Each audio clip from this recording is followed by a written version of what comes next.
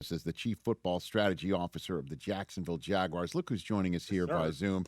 It's Tony Coen, everybody. Good to see you, Tony. How are you, brother? Good to see you. Great to see you. Thanks for having me on, Rich. It's great to see you and the whole gang. Is that a Jaguar mug? Is that what that is? A spotted mug that you have? A Jacksonville Jaguar mug? It's a Jaguar spotted mug in lieu of Kurt Warner's George Costanza Gore-Tex. I think you should also pack a jacket, maybe like a tan Ralph Cifaretto or Oscar Isaac in a Most Violent Year kind of jacket. Yeah, I don't know if you. Yeah, we saw what Mike McDaniel wore a Bottega Veneta sort of leather deal when he got announced here in Southern California. Tony, but that's a pretty cool mug. I wouldn't mind a mug exchange. One of mine for one of yours. Mug exchange. I have some of yours because I've That's right. proud to have been a guest on your show. So I have your mug in my office. I should have brought that one instead. But no. You be you, man. You be you.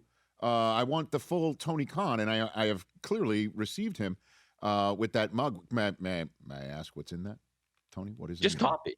Just coffee. A lot of coffee, man. That is one liquid I would think you don't need much of, Tony. Just having met you and having known you, like caffeine, like you don't need more.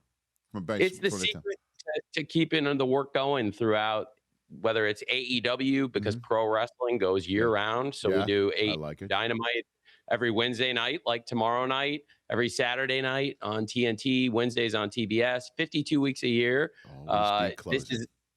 Always be closing, Tony Coen. I love it. Where have I found you? Is this like your studio? What is this? What do you have? I'm in the Jaguars office. This is the podcast studio of the Jaguars. Okay. Normally I'd be in the studio with you sitting there on the couch, but I thought this was such a nice thing.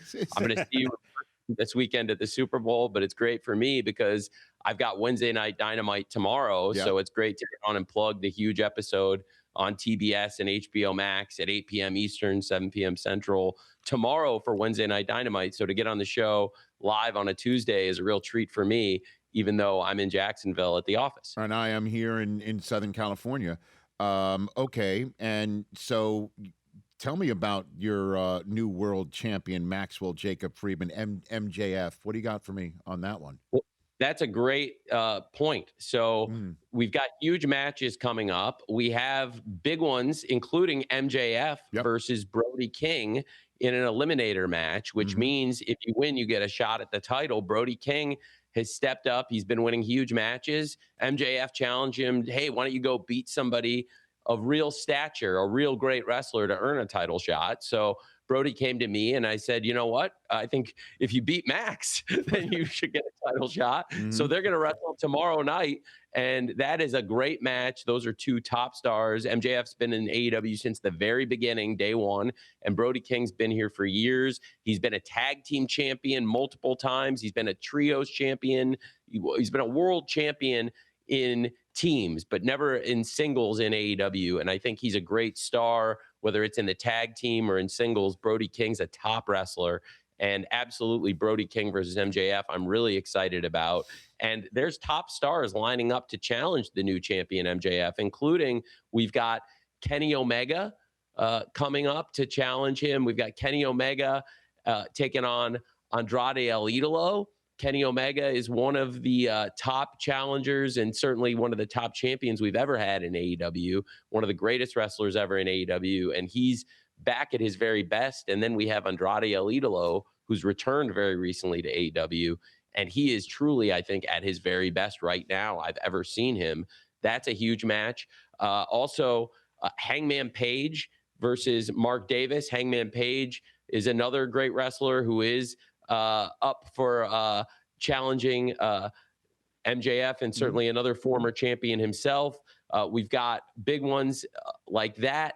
And certainly a lot of great challengers for MJF right now, lining up the former champions and the new stars coming in to AEW and returning stars like Andrade Alidala. Did somebody in your world just hot change the photograph behind you to match the people that you're referring to, Tony? Are you bringing production value to your appearance on the Rich Eisen Show? Did I just notice that? Amazing. Did you notice that? Yes. Unbelievable. Yes. A hot change? I am. Okay. So can I request to see MJF one more time behind you? Would you mind? I don't know if they're. Thank you. Wow. I appreciate that. You said to me, you know TJ Jefferson, the host of with O'Shea Jackson Jr. Tony? of No Contest Wrestling. He's my wrestling maven here. Go ahead and tell Tony what you got in my ear about MJF, what would be of interest to me about MJF. Go ahead, tell him. In addition to him being a multiple-time champion of AEW, I figured, Tony, the thing that might matter the most to Rich is that he's also a member of the tribe. Yeah. So I just always like to let Rich know. Yeah, I couldn't pick that up on the talus that apparently he is wearing behind him. You know, I couldn't. It's a Burberry scarf. Is that what it is? Yes. MJF is wearing that's a Burberry scarf. I didn't know that. I didn't notice. Rich, okay. Did you see Happy Gilmore too? I did, of course. Yeah, of course. So you know the 4 sons. Yeah. He has the sons, and MJF plays Happy Gilmore's son, and he's also, in my opinion, the main son. Yeah. Like when you look, he's like the leader. They're kind of aggressive, tough kid. He's the biggest, toughest one. He has the most verbiage, the most lines.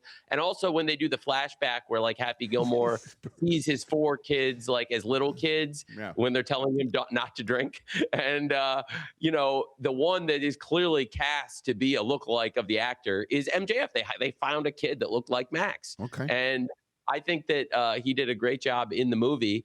And absolutely, he's been getting more and more movie roles. So in addition to being a great wrestler, a member of the tribe, he's also coming up as an actor and a great champion. Thank you for that excellent breakdown of MJF. And thank you for your information that you got in my ear about that. That's why I'm here. I couldn't tell that Maxwell Jacob Friedman might be might have that on his resume. Just in case. Thank you very much. Tony, I always love talking to you about Jacksonville Jaguar football as well. If we can jump into what your mug is made of over there on your right hand. You listen, I know you guys want to be playing in this game on Sunday as opposed to not. I totally get it. But this season, you must be viewing this, obviously, not to tell you how to feel about it, as a success, right? This was a successful Jaguars season in your estimation, Tony?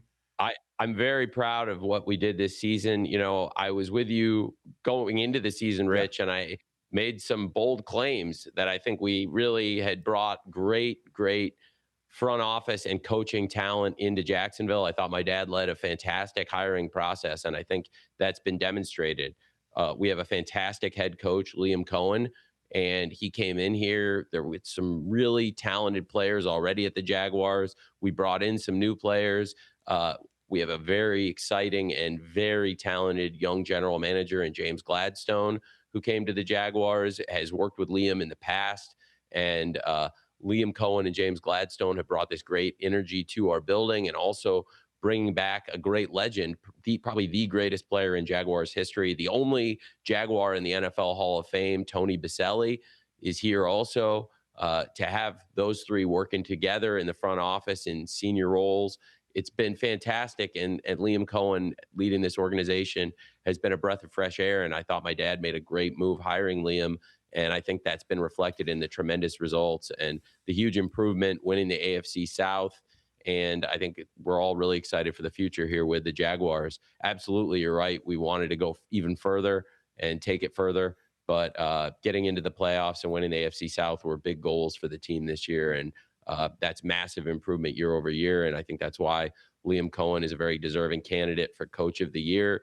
And we're also very proud and excited to see our quarterback, Trevor Lawrence, nominated for Comeback Player of the Year and nominated for MVP.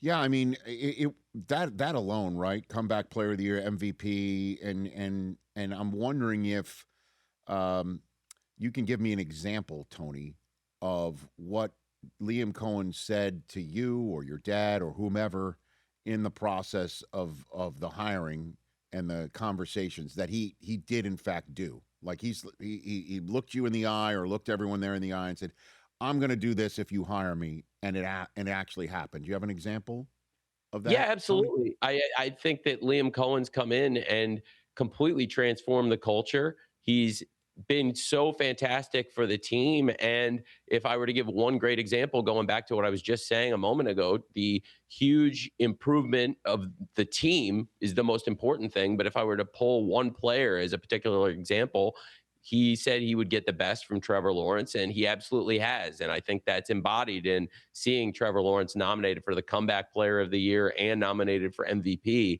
And we're a team, it's 53 men plus a lot of great people in the organization working together to make it happen every week in the NFL. And to have a leader like Liam Coen come in, it's been great for everybody in the organization, all the men and women who work at the Jaguars. But if I were to give one example of one person, yes, I absolutely think Liam Coen said, I can really work with Trevor Lawrence. I would love to work with Trevor Lawrence. And I think I can make this a better team. And I think I can make Trevor a better quarterback. And I think all those things happen this year. And that's why I'm so happy for Liam that he had this fantastic result. I'm really happy for the Jaguars fans. This was my 14th season working here. It'll be my 15th season now. And Wow. I thought this was the best outlook for the future going into the next season we've ever had. I've never felt better going into an offseason about the future of the organization than I do right now in 15 years. And so much of the credit for that goes to Liam Coen. So I think we have a great group of people, James Gladstone and Tony Baselli, working with Liam and the great people here. It's been such a great year for the Jacksonville fans and everyone who works here. Tony, listen, man, I appreciate whenever you want to come on here, you always have a spot. And I know what you got cooking up there, you're very proud of, as rightfully you should be. And I appreciate your time, Tony. Thank you. Thank you, man. I can't wait to see you at the Super Bowl this weekend. And hopefully we can have a drink together off the clock as we do each year. Always. I look forward to that.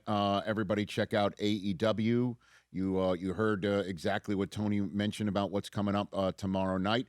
And tell MJF Mazel Tov on everything that's going on with him from me. Okay? I shall. Exactly. Verbatim. Please do tell him that. Okay.